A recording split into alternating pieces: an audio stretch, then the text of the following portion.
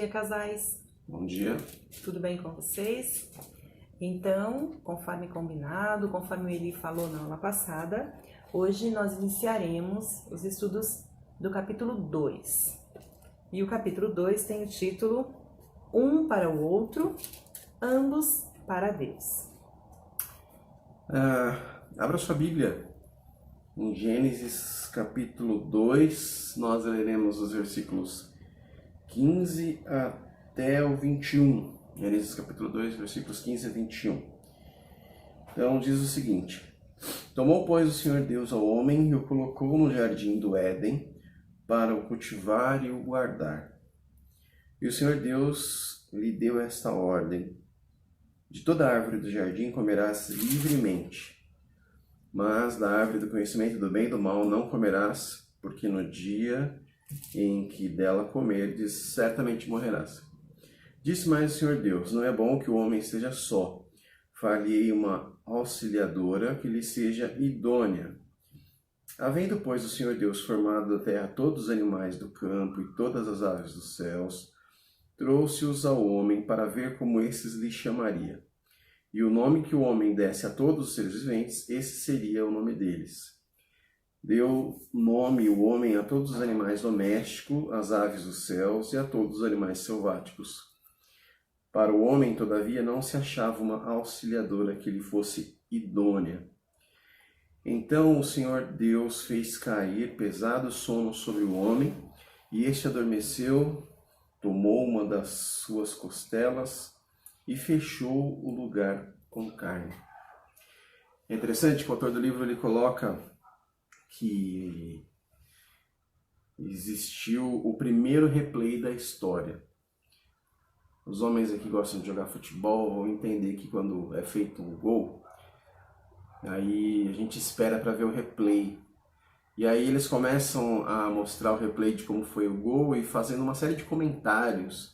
E o lance, como foi, quem tocou para quem, por que tocou, de onde lançou, todo um cenário para repetir o que foi feito. E o capítulo 2, essa descrição que nós acabamos de ler, de Gênesis 2, 15 até o 21, nos mostra exatamente isso que Deus já tinha feito no capítulo 1, que ele relata da criação. Então é interessante esse detalhamento que a gente vai estudar agora, a partir do capítulo 2, versículos 15 e 21, a estratégia da criação do homem, na criação da primeira família, todos os propósitos divinos em relação à criação da primeira família. Eu vou ler uma nota aqui do livro que diz o seguinte: o relato da criação de Gênesis 2 elabora a criação do homem e da mulher, vendo-a não só como o último ato criador de Deus, mas como o interesse central do Senhor. Além disso, há intimidade aqui, um relacionamento tão precioso entre o Senhor e a humanidade, que é dito que o homem não veio à existência apenas por meio da palavra falada, mas pela modelagem e formação das mãos de Deus e pelo sopro dele. Então, na criação do homem, não se repete Deus disse, haja e ouve. Deus realmente colocou a mão, ele formou o homem, ele soprou a vida no homem.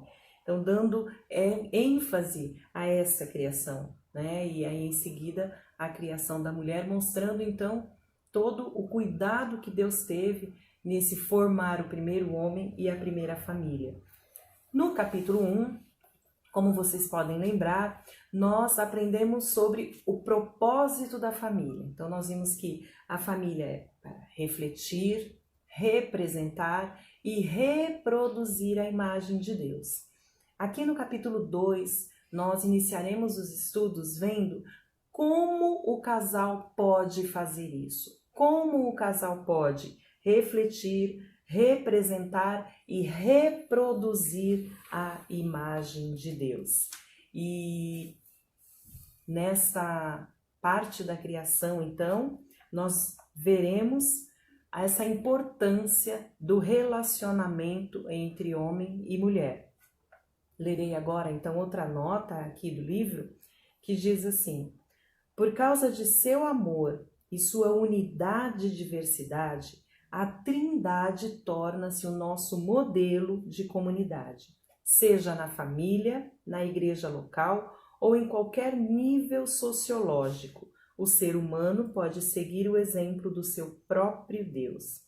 Assim como as pessoas divinas possuem distinção de atuação dentro da Trindade, Deus Pai, Deus Filho, Deus Espírito, os interrelacionamentos humanos básicos da sociedade, relacionamento conjugal, relacionamento familiar, o relacionamento eclesiástico, empresarial, governamental, também exigem ordem de autoridade e função.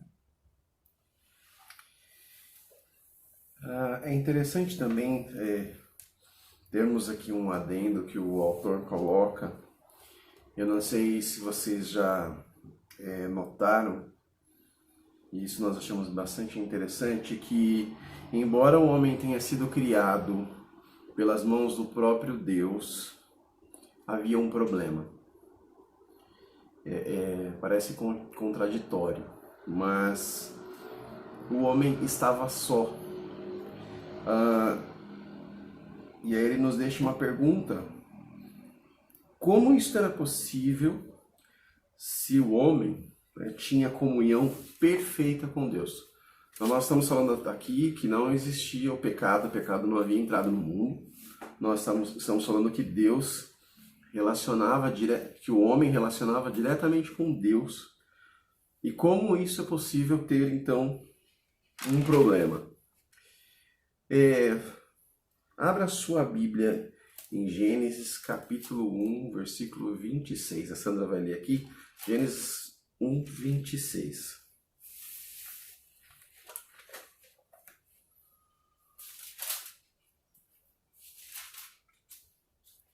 Gênesis 1, 26.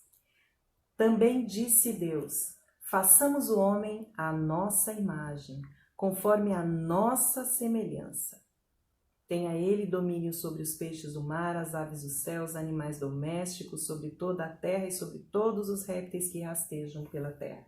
A gente consegue reparar aqui que dentro desse versículo de Gênesis capítulo 1, versículo 26, o homem não tinha nós, façamos aqui como é colocado. O homem, ele tinha relacionamentos apenas verticais. Ele relacionava-se com Deus e com a criação. Mas faltava-lhe um relacionamento horizontal. Sozinho, o homem não podia experimentar os aspectos relacionais da Trindade, como unidade na diversidade, amor, comunhão, compromisso na aliança, distinção de papéis. Tudo isso o homem não conseguia executar porque ele só tinha um relacionamento com Deus, ele não tinha um relacionamento horizontal para poder desempenhar essas funções.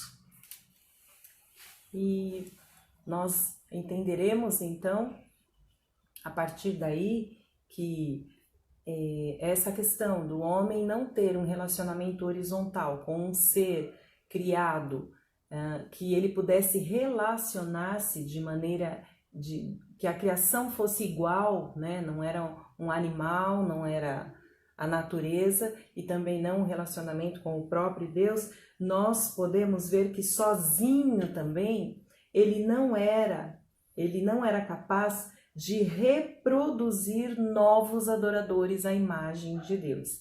Então lembra-se lá, nós estamos falando que o que nós estamos aprendendo aqui vai nos ajudar a entender como fazer o que nós aprendemos no primeiro capítulo.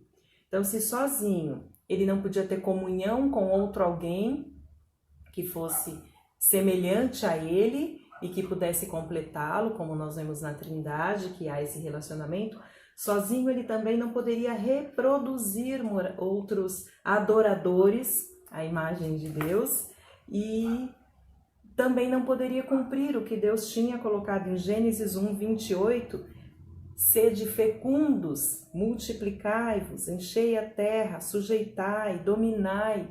Sozinho ele não poderia cumprir com essa ordenança de produzir reproduzir adoradores de Deus. Interessante também que sozinho ele teria dificuldade em representar a imagem de Deus.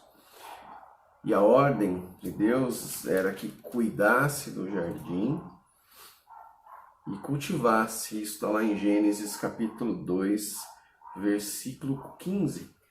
Tomou, pois, o Senhor Deus ao homem e o colocou no jardim do Éden para o cultivar e guardar. E então que esse é o contexto imediato dessa afirmação, que não é bom que o homem esteja só, como nós lemos no capítulo 2, versículo 18. O que nós reforçamos tudo isso é que tudo é perfeito. Tudo Deus faz nos detalhes.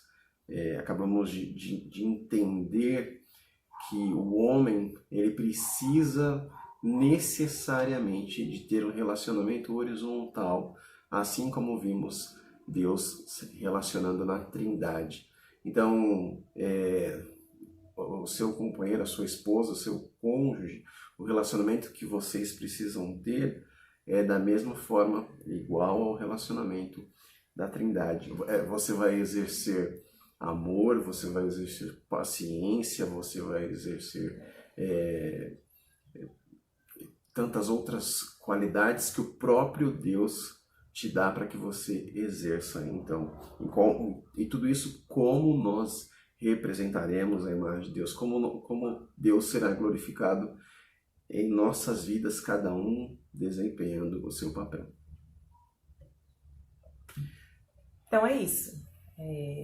Nós então estamos estudando o propósito de Deus para os lares, para o casamento, para a família. Aprendemos então, iniciando lá na criação, e qual é o propósito de Deus. Nós já entendemos que o propósito de Deus é refletir, representar e reproduzir, né? O propósito de Deus para a família, reproduzir a imagem de Deus, a glória de Deus. E hoje demos então essa introdução com relação a como fazer tudo isso, né? Como Deus na criação mostrou toda essa importância para nós. Comentem, façam perguntas, né?